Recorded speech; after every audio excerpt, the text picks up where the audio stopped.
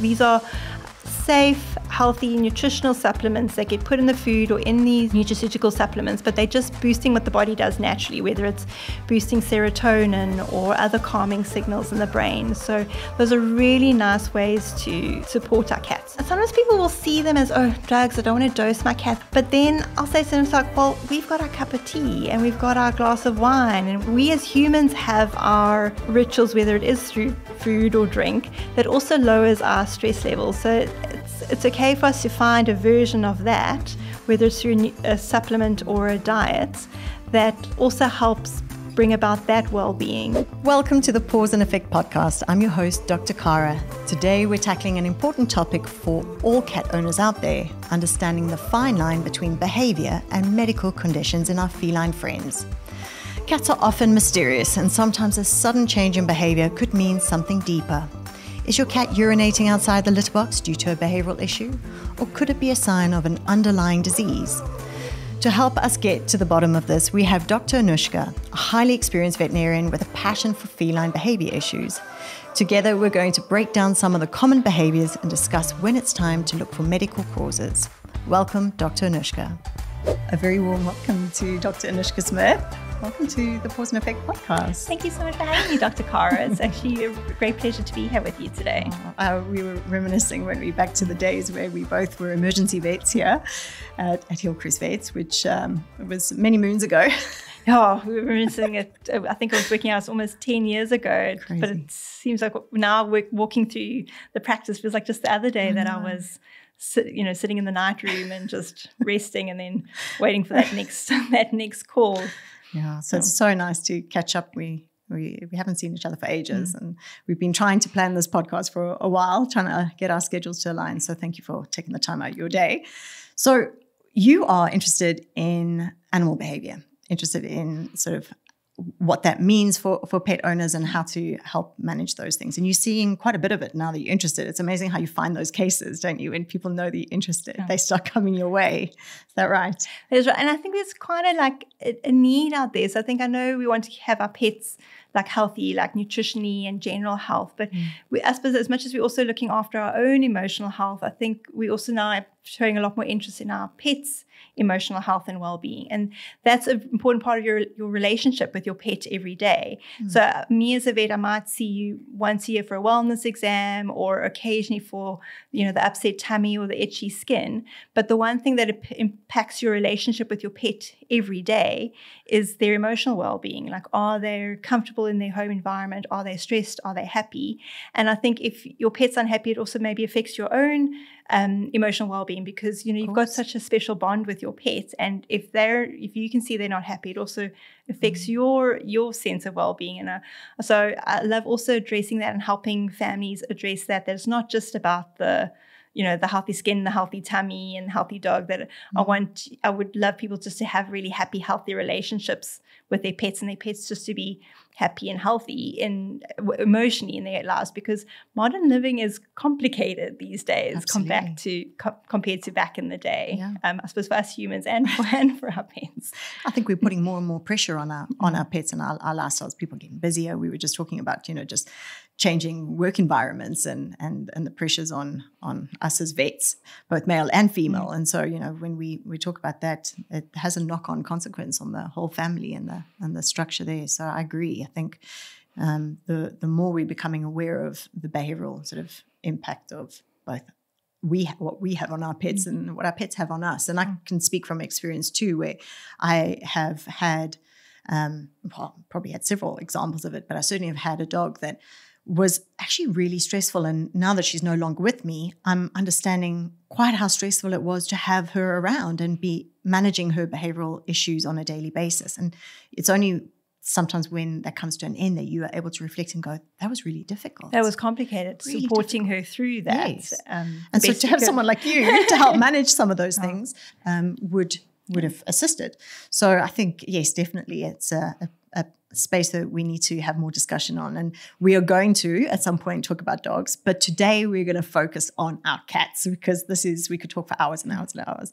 And I definitely want our listeners to be able to get some insights into your knowledge on cat behavior. And I'm actually excited to talk about cats today because I think there's a lot of content out there about dogs. Yeah. But I think starting to be more aware of our cats' needs and their behavior I think it's something we need to talk about because it's, I think I remember back at varsity, we used to have a lecturer that said, like, cats are not small dogs. We want to almost kind of, use our dog experience and treat them and raise them in a certain way, but they're actually a different species with different needs and behaviors and instincts that are different to dogs that sometimes do need to be respected in a different way to the way we look after our dog companions. Absolutely. And until you are a crazy cat lady like I am, you don't appreciate necessarily, if you've only owned a few cats or have one at a time, how different individual cats can be and how their behaviors can vary amongst individuals. You'll have the one cat that is naturally very skittish, and you'll have the other one that's a total,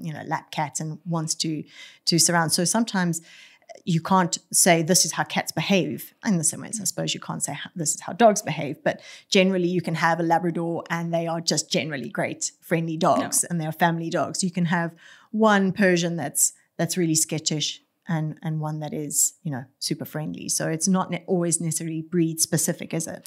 And respecting them for their different personalities. Yeah. So like often when I am chatting to some people, I'm like, and they'll say, "Oh, I'm sorry, my cat's behaving this way in the consult room." I'm like, "It's okay." It's like, no, we're not all the social butterfly when we go to the party and we want to see everybody. Mm-hmm. So some of us are extroverts, some of us are introverts, and that's the same with cats. And some of them will express their feelings more outwardly, and some of them will just internalize it and explode later. So I think it's also just respecting them for their uniqueness as individuals. So yes, there's the species as a whole, how we understand cats behave. And yes, maybe there's a generalization of how a Persian behaves or a Bengal behaves or like a Mancoon behaves. But even within that, there are the beauty is these individuals. And I think that's also what we love about our cats is because it's getting to know that individual cat and working on that individual relationship of what, how you communicate with them and how you bond with them and how you interact with them, whether it's the more, like you said, the more in your face, cuddling on your lap, or I just like to just lie in your, don't touch me, your space. Look at me. I always think those cats that want to be in your space. It's kind of like being in that house with that family member. They don't have to be on top of you watching the same Netflix series, but they're happy to be pottering around in a different room, but you're still aware that family member is Absolutely. There. And I think that's the same with our cats, is we have to accept most cats don't always want to be in our space and be made to do something they don't want to. They want to be with us and near us, and they do tend to want that company, but it's often on their terms, at a distance. Cats will be cats. And I think that's what we love about them, because it's that kind of cats do it very well. They play that hard to get. I always find this is once you really have to work hard to dogs just form a relationship. Just makes it when you do get that interaction that you feel like, oh wow, that was special. Really special. I must mean a lot. Got enough of that emotional dopamine hit that I'll carry on working for the next one. Yeah, absolutely. I love it.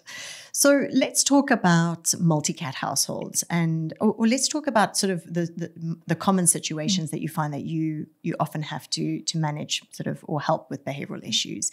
Obviously, single cats are generally people manage that household a little bit easier than having either a dog and a cat together or multiple pets together, or having a multi-cat household. Is that what you find? Does it make it much harder when they have to actually share the space? I do think multi-cats do come with their own challenges. So definitely I would say the easiest situation is the single cat household, because by nature they are more than although they can be sociable. Like, I mean, I've seen cats that grow up together that will literally lie with each other and groom. By nature, they aren't really as much of a social species compared to dogs. They are more of an individual species. So the single cat is definitely the one where they can enjoy their humans. They've got their free space to come and go as they please. But it's the multi-cat where now we have a species that likes having territories, and now these territories overlap, and there's this sharing of like resting places and feeding places. So, and some cats are maybe more so, can lean towards being more social than others, but some are the more introverted, less sociable. So if you happen to be unlucky that you get two of these antisocial kind of cats, then that kind of multi-cat household can be a bit more challenging to manage than maybe some that are more sociable, because I actually have seen cats that literally will play together and seek out play and social interaction. But then there's a majority of cats are just happy to rest and do things individually on their coexist in their own terms. Okay. And I think that's the first level, is just to make people to help people understand that that's how they feel comfortable and that's how they interact. And it's not going to make it better by trying to force them to be friends, force them to be together. It's more to respect them for their differences, and that it's okay that they come and go, and just create places where they can enjoy themselves and enjoy you. But there doesn't have to be the need that they have to get along and be in each other's personal space. Definitely. And so when it comes to things like feeding and litter trays and things, what is your advice generally then for the multi-cat households in terms of setup? So I think the main thing is to have multiple choices for resources. So resources that are very important to cats, that they don't want to feel that they have to compete or like fight each other for, is eating places. So sometimes cats don't actually want to eat in the same food bowl or have their food bowl near another cat. So then with multi-cat households, it's probably better to have maybe like one food bowl in the kitchen, another one in another room, and another one somewhere else, so that they can come and go and not feel like there has to be this kind of eyeball standoff to go and eat when you want to eat. That, okay, well, if that food bowl's taken or that water bowl's taken at the moment, I would rather avoid conflict, because actually they do, as much as we've heard some very violent cat fights in like complexes and outside, by nature they don't really want to get into a fight, because a fight means you get hurt. So they will by nature want to avoid the fight. But now if you've got two cats that now both want to eat, and the desire to eat is higher than the desire to avoid the fight, then you've got a pressure cooker building up. But if they're kind of approaching the food or the water bowl, but they know, okay, I've got another option there, you can have that one, I'll go do that one, then you really lower the stress levels, because there isn't this fear that, okay, I can't eat now and I've got no other options. So that would be multiple food areas. Another time that cats feel very vulnerable, I suppose we also feel vulnerable, is when we have to go to the toilet. So they also don't want to feel like when I need to go, I need to go. I don't want to feel like I don't have access to needing to go to my litter box. So multiple litter boxes would also mean that they've got more than one choice. Or maybe that room makes me feel uncomfortable, but I know I've got another room where I can go to my litter box and do my thing. So I think food and litter boxes, if you can create extra resources, extra choices, and put them in places where your cats can feel safe, that will really lower the anxiety levels in a multi-cat household. Hello, I'm Dr Cara, a veterinarian and the host of the Paws Effect Podcast. Our show is all about enhancing the lives of pets by providing reliable, science-based advice and engaging in discussions with experts in veterinary medicine, pet nutrition, and animal behavior. As a professional with years of experience in both the UK and South Africa, I run a 24-hour veterinary hospital and an online pet store. I'm also pursuing a master's in animal nutrition and consult for UltraPet, a local veterinary-grade pet food manufacturer. My passion lies in sharing knowledge and helping pet owners make informed decisions about their pet companions. The Paws Effect podcast is rapidly growing, attracting a dedicated and engaging audience of pet owners who are passionate about their pets' health and well-being. Our listeners trust us for credible, informative content that empowers them to provide the best care for their animals. We are looking for sponsors who share our commitment to pet health and who want to reach a highly engaged and expanding audience. Partnering with us means aligning your brand with trusted and influential content that resonates deeply with pet owners. As a sponsor, you'll benefit from high visibility on a platform that is used for multiple purposes, including educational content, product recommendations, and community building. We offer various sponsorship packages designed to fit your marketing goals and budget, ensuring that your brand gets the reach and the impact it deserves.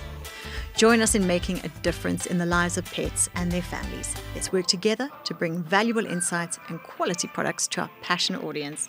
If you're interested in sponsoring the Paws Effect podcast, please get in touch. I look forward to partnering with you. Before we proceed, let's discuss a vital aspect of feline care, catering to senior cats' needs. Allow me to introduce UltraPet's Optimal Balance Senior Cat Food, meticulously crafted to meet the unique needs of aging feline companions. This specialized formula features a balanced blend of nutrients, including 34% protein, 12% fat, and 4% fiber, ensuring your senior cat receives the optimal nutrition as they age. With a delectable chicken and rice flavor, UltraPet ensures that even the most discerning senior cats will enjoy their meals.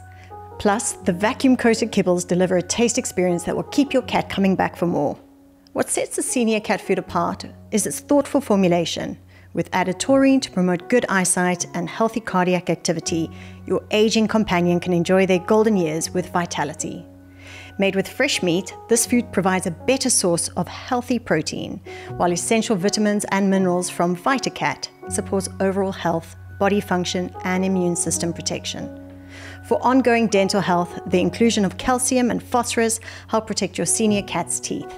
Plus, the optimal mix of omega-3 and 6 fatty acids support a shiny coat and a healthy skin. UltraPet's Optimal Balance Senior Cat Food is available in 2 kgs and 4 kg packs, providing the perfect solution for senior cats transitioning into their golden years. Give it a try and ensure your senior companion enjoys a healthier and more active life.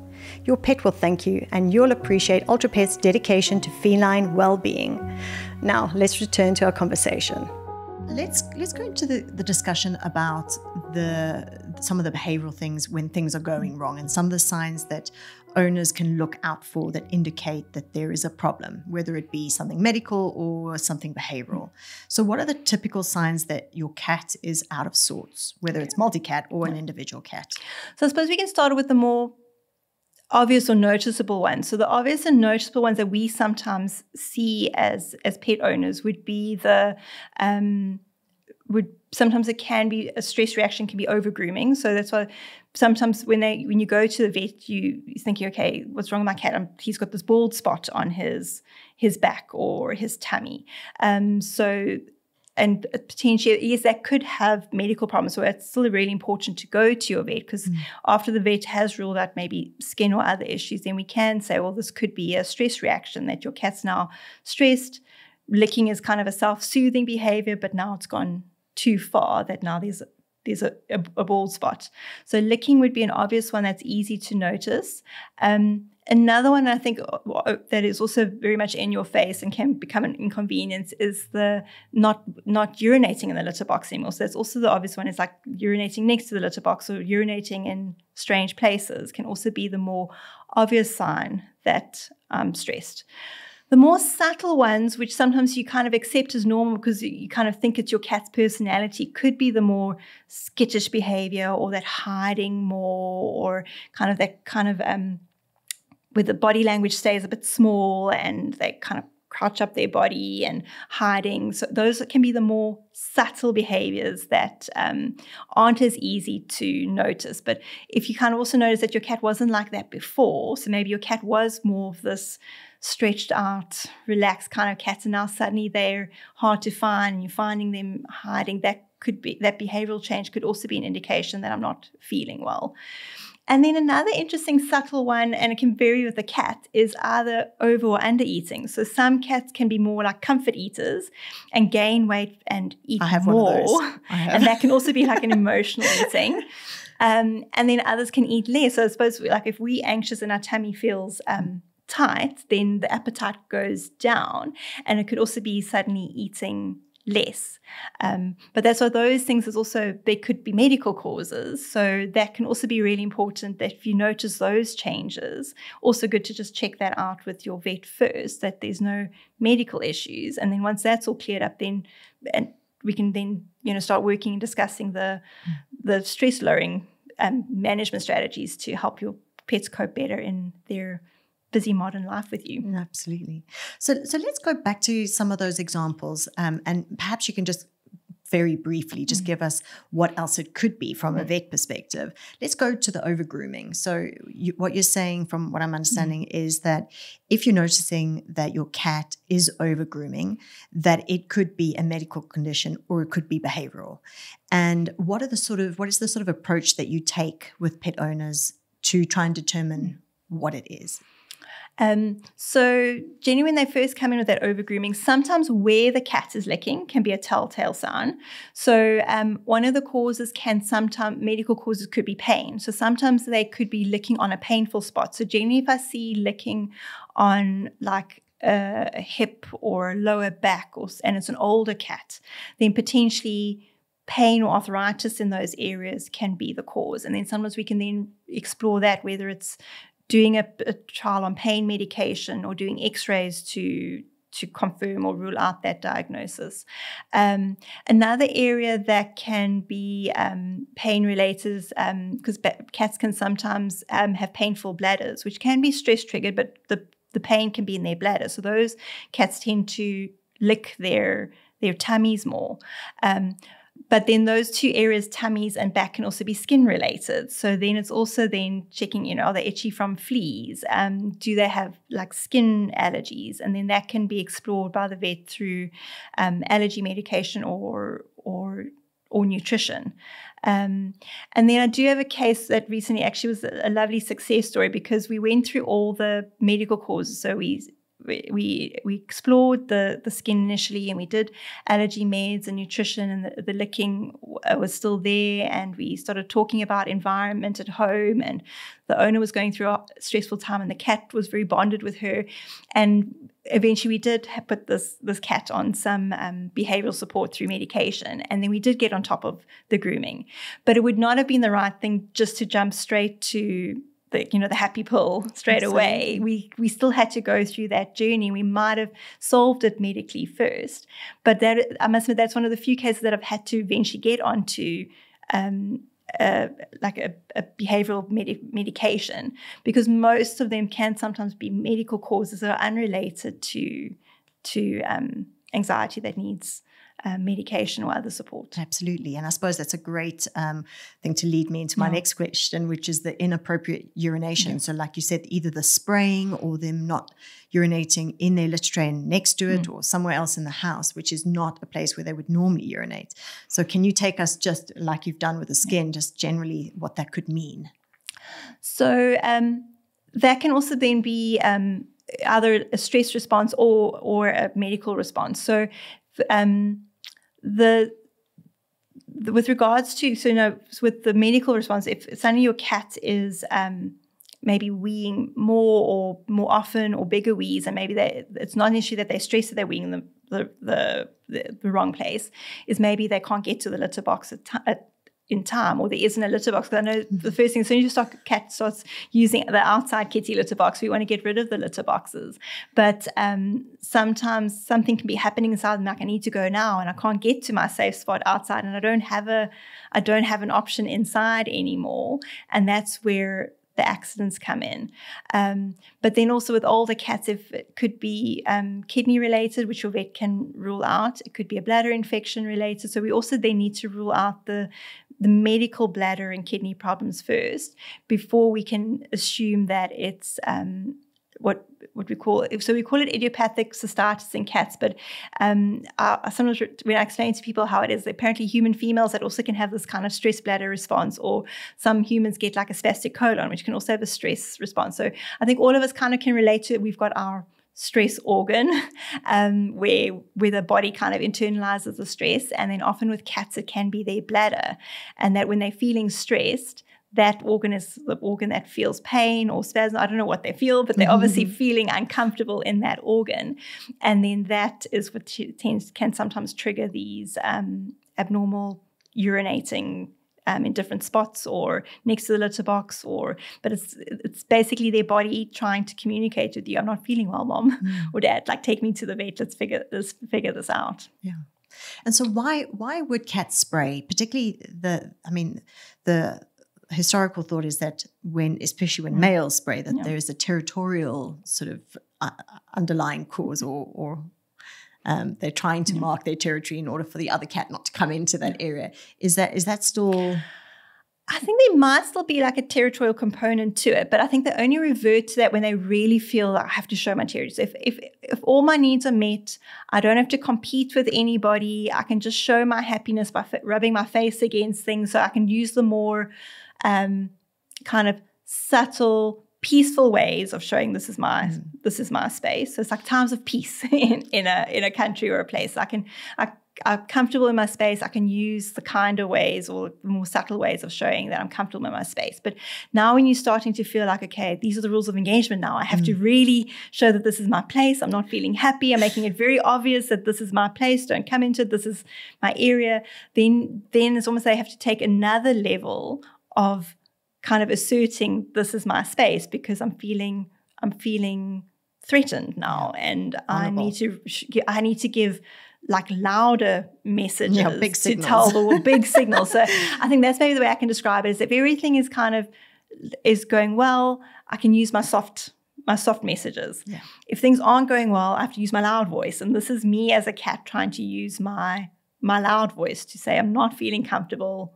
Yeah, back off. So you made mention of pain and discomfort in our cats both being sometimes quite difficult to really pick up. What are the sort of signs, just talking about this a little bit more in depth, that owners may notice if their cats are in pain or becoming arthritic potentially and older and sore? So all the cats, I think because our cats live with us for so long and we have such a lovely close bond with them, some of the subtle changes of aging can be so subtle that you don't actually notice them, that it becomes almost the norm. So subtle ones could be, say now your cat was always able to jump and sleep on the bed or on its favorite chair, and now suddenly it's choosing to sleep on the sunny spot on the floor, because normally cats do like being in high spots, but now it's choosing the floor. And so they don't necessarily kind of limp or show obviously that they saw like other species. They'll just like, I can manage this. I will just subtly adjust my behavior and still do the things I love, but not the same way. So that's why it can be as subtle as just sleeping in different spots. Or another subtle one, maybe back to the litter boxes, is maybe I can't lift my legs as well into the litter box. So I've always known how to use my litter box, but my joints are feeling a bit stiff and I can't actually lift my feet to get in. And something as subtle as making a little lower wall on the one side of the litter box, or having a litter box that's now a tray, can make it easier for that old cat to get to its spot. Or little ramps, or if there's a window, so say now they always wanted to go outside to do their ablutions, but now they can't get outside anymore and get out their favorite window, is then having a chair or like a little step way that they can still get out of their window. So I would say those subtle changes can be as subtle as just sleeping at different spots, or just noticing that the body language maybe before was a lot more open and the legs stretched out, and now everything's kind of cramping up now, and just maybe their body's looking a bit more kind of like bent, and like they're taking more kind of like squat kind of body positions instead of the more loose, smooth movements. Yeah, I mean, I think I'd love to get your sort of approach or your advice to owners for noticing things like cognitive decline as well. Because like you said, our cats are living longer, and we're really privileged that with good nutrition and preventative healthcare measures, we're now getting our pets with us for longer, which is so nice. And interesting, so that is something that's coming more into practice now, because I think I had this lovely old cat recently where we were fortunate. We'd done medical screening, kidneys were fine, the body was fine, but this cat was going senile, kind of forgetting that it was in this room and then meowing to like, oh, where are my humans? And I'll be honest, it's a challenging one. So I often say to people, I can support a lot of diseases and I can slow a lot of diseases down, but I must admit that the dementia one is tough. is a tough one. Like often owners have to adjust. It's adjusting and just supporting them through it, whether it's a little night lights at night so that when they wake up, it's not like a dark room, and that's easier for them to figure out where they are. Another one that's hard for some of the older cats is they don't cope very well with going blind or deaf. So suddenly if your cat's suddenly meowing a lot more, it could be I can't actually hear myself. I'm trying to create this vibration in my body to hear myself and also call you because I can't hear where you are. So some of those aging signs are a challenge, but they can be with just kind of troubleshooting and finding out where the family's at and what their lifestyle's like. It can actually be really hard for me because it's actually lovely how some of these cats that have, lovely families where it's like little electric blankets that get put under carpets for them, or the family starts adapting with their routine. So it's like, okay, I'll pick you up so that you can eat food on this counter so you're out the way from the dogs. And I know this time of day you like being like on this bed. So it's almost like the family all has their little roles to actually help this elderly cat still have a really great life. But I suppose also kind of like it's caring for like an old loved one, like a human loved one, is just giving them the best life they can, but making them as comfortable as possible. Modifying the nutrition, additional meals. I mean, I was just reflecting back on our old geriatric cat that just went on over 20. And I mean, this Hamish used to go around vocalizing, and also his hair stood on end. And of course, as an owner and as a vet, I was very mindful that I didn't ever want him to suffer, and I didn't want us to keep him around because we didn't want to lose him. But also he became more feisty with the others because he was probably sore and uncomfortable. So those sort of changes, like you said, very subtle. The weight loss was progressive, but it was over a long period of time. So, so I can appreciate why owners sometimes do not see that their cats have lost a lot of condition because it's just so slow. But that's why I love it. I really want to encourage cat owners because I find people that the cats don't always come to the vets every year because I know it can be, and I totally respect that it can be challenging getting your cats into the cat carrier, traveling to the vet. I totally respect that, but because they are a lot more subtle with their illnesses and their emotional well-being, I really want to encourage you to take your cat to the vet once a year, and when they get older, maybe even every 6 months, because that is where we'll do the weight check and you go, oh, actually I've noticed there's been quite a weight loss trend over the last few years. This is how much your cat weighed when he was middle-aged. This is how much he weighs now. Asking questions about, is he getting jumping to his favorite spots, like asking those questions just so that together we can work together to pick up those subtle things, because cats are notorious for hiding their illnesses and only really showing themselves to be sick when they're really bad. But if we doing those annual checkups and asking those questions and doing that clinical exam, we can pick up things early and we can help our cats age well, and then it can be a really good old age, because that's what we want. We want good quality time and them to have a good old age. I always say getting old is not a disease. It's part of life, but we can help our pets age gracefully and comfortably so that they continue to enjoy us and we can continue to enjoy them. Absolutely. Now, before we go to, and I don't want to lose the opportunity, so remind me if I forget. I want to go to how we can best manage our pets if they are stressed, either with a vet visit or at home. But I also want us to cover how to know when, behaviorally, especially when the time has come. So let's first go to our cats. We're not at the end of the road yet, but we know our cats are stressed, and we're seeing that, we've been to the vet and it's not a clinical cause, but there's some behavioral underlying issue, whether it's now you have to adjust your home in the situation. And I know that you've got some experience with this because we were talking off air about an example with your sister having approached you for some advice or discussed this with you. So what do owners do if they are finding that, let's use the example of introducing a cat to the household? Okay. So I think I will use my personal example to explain, because maybe through this everyone can find their own way through it. So my sister recently got married, and so now we had she had her cat, and her now husband had his 2 cats. So the 2 kitty families had to now come together. Plus they were moving into a new house together. So now we had 3 cats that had to now become a family, plus 3 cats that now had to adjust to a new home. So the way we navigated that was, first of all, I really love using the Feliway products. So Feliway comes as diffusers. It comes in 2 types of diffusers, and they actually have cat soothing pheromones in it. So the one is called Feliway Classic, And it has the pheromone that cats normally give off when they rub their faces against something. So it's also their kind of self-soothing pheromone. And that lowers their stress levels. So we use that diffuser. And we mainly put that one in, I think the one we put in the bedroom, because that was a resting area and a safe place for the two cats that knew each other. And then the other Fairly product is called Fairly Harmony. And it's the pheromone that we kind of, the reason I've chosen the Harmony pheromone is it's the pheromone that reduces conflict amongst cats. And it's the pheromone the mom cat gives off from like her mammary tissue when she's helping kittens to get along and bond with each other. So we actually put that one in more like the high traffic area, which is the lounge, where everyone wants to be together. The cats want to have access to their humans, and the humans want to have all their cats around when they're sitting on the couch. So we put that diffuser over there.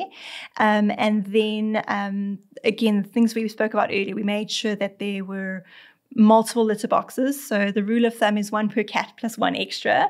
So we made sure that there was no competition over litter boxes. We also made sure that the litter boxes weren't in main traffic areas. They were in easy to get to, so that the cat didn't feel crowded, but in private areas. So I think each human bathroom had a litter box, and I think I don't know if it was one in the kitchen, but we made sure that they were in areas that the cats didn't have to compete for it. And then we also made sure that there were multiple eating and drinking areas. And also another one is that the food must not be anywhere near the litter box. So cats don't actually like eating where they use their litter box. So those were in different places. And then initially we also kept the two cats that knew each other. So luckily the house had the ability with bedrooms to almost allow access to the two that knew each other had access to half of the house, and the other ones, actually, what was an additional challenge. So my sister's cat is actually a tamed feral. So she wasn't raised as a kitten. She's actually a feral cat in the neighborhood that grew up in a feral colony. She's even got the little snipped ear. Oh. So she didn't grow up as a kitten in kind of a human environment, but my sister and this cat have developed a bond and a trust relationship. And so she's quite skittish. So also for her now, this was also a novel experience coming to a new home and being with cats that are maybe were raised as kittens, so they're a little bit more domesticated.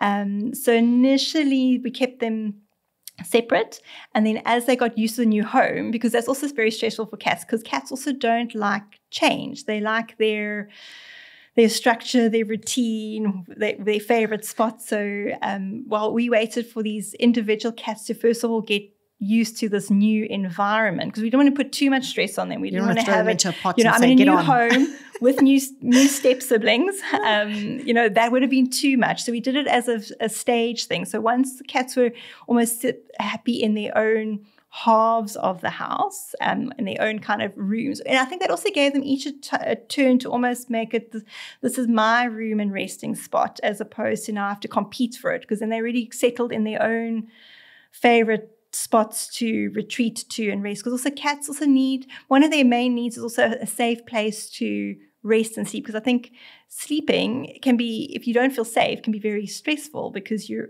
eyes are closed, you can't see the enemy coming. So you want to know that your resting places are safe, that you don't have to feel like you have to keep like one eye open. And then once that was settled, we started kind of opening the doors that allowed a little bit of interaction. So sort of slight visual, but not full. So I think we were lucky. We actually had a sliding door where there could be some visuals, so they could kind of get used to each other.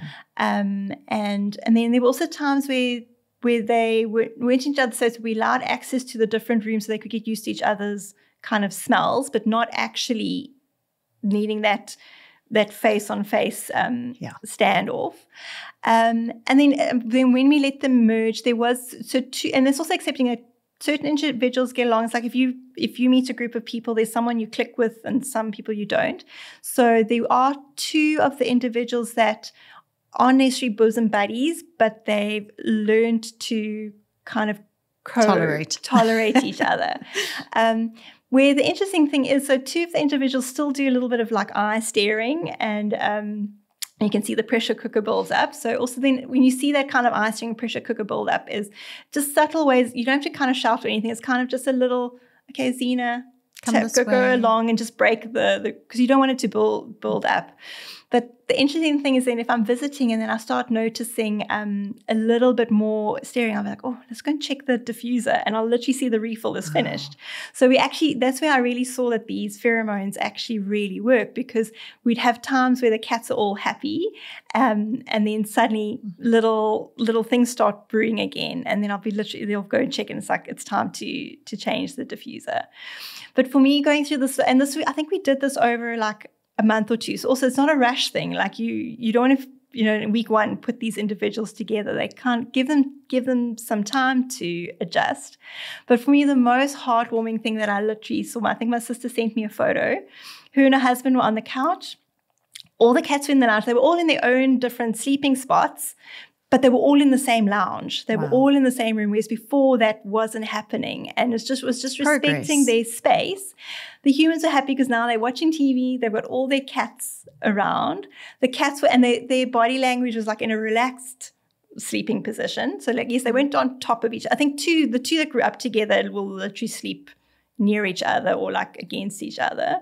But we had one there, like the two there, the two humans on their couch, and the whole like selfie picture, but managed to getting all the cats and everyone in the room. And that for me was such a heartwarming picture, because I think that's the dream, is to have that moment together where the whole family is together and enjoying each other's company. So nice. So it is possible. It is possible. And there are some products now on the market that are from a nutritional perspective that are supporting these pets. Can you talk a little bit more about that? So that's also lovely, because I think now also a lot of the fields are a lot of the industry, especially with nutrition and nutraceuticals, maybe they've been ahead of knowing that cats need this. So there are over-the-counter supplements that are available.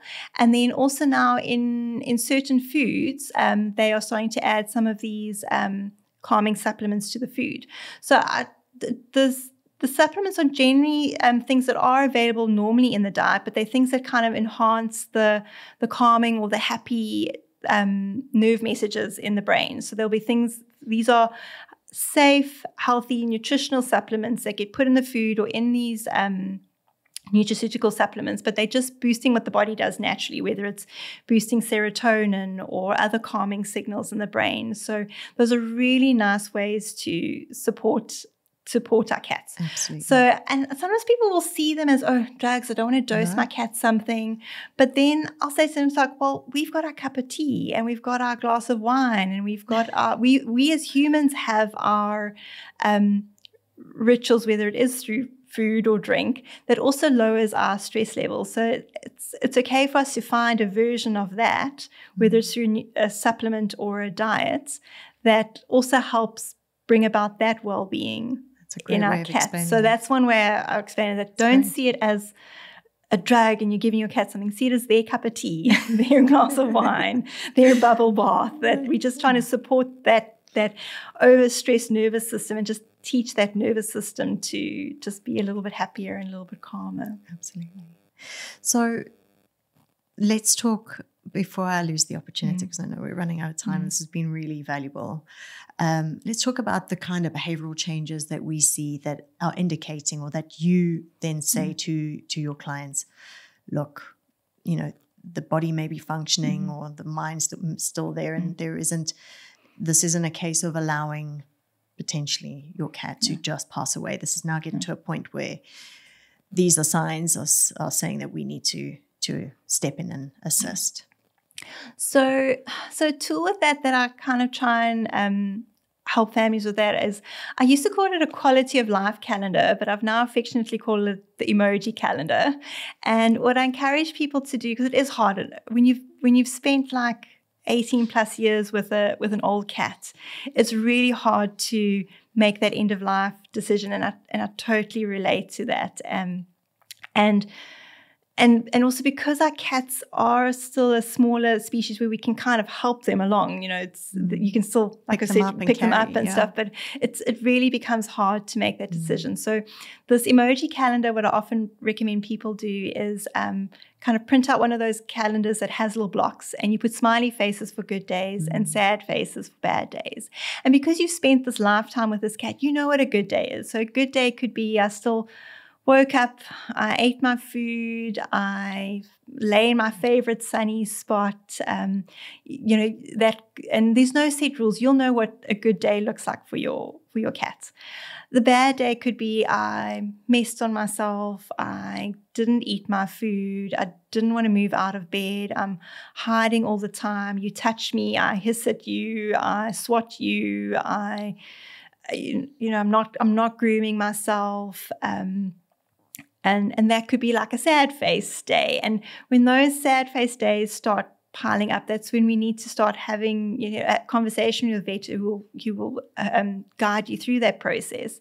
And I just find that makes it very visual, because then, and what inevitably happens when you're almost ready to make that decision, suddenly it's a good day. But if you sometimes forget that there were those 10, 15 bad days that led up to it. So I don't know if that'll be helpful, but I found that's also even be helpful for me as a vet to kind of also, because for us, when we've been on a long path with some of these cats that we've known for many years, it's hard on us to don't want to be making that suggestion. But I find that has helped families and myself get to terms with that decision. And it's also what I've also sort of feeling, sometimes we have to talk about the elephant in the room. So although you're cleaning your cats and doing all the things they need to for that, when they're getting old, is I almost acknowledge that you don't mean to resent the fact that you're cleaning up after them and stuff, but there are these conflicted emotions. So it's almost like it's okay to have those conflicted emotions that I love you, I've known you all my life, I don't want to say goodbye, but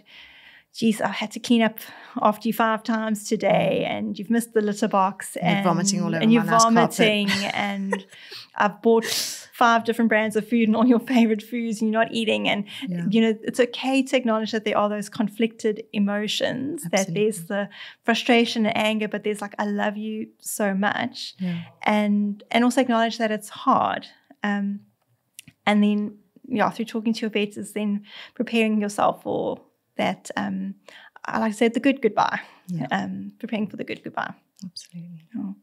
Thank you. Sorry to end on such a sad, but I think it's an important note. That really we want their lives to be comfortable and stress free and well managed, but we want to keep a good relationship with our vets so that we can get that advice as and when we need it, whether it's behavioral or medical issues that come up. So thank you very much for taking the time to explain this. And that paying hard to get is worth it. I know.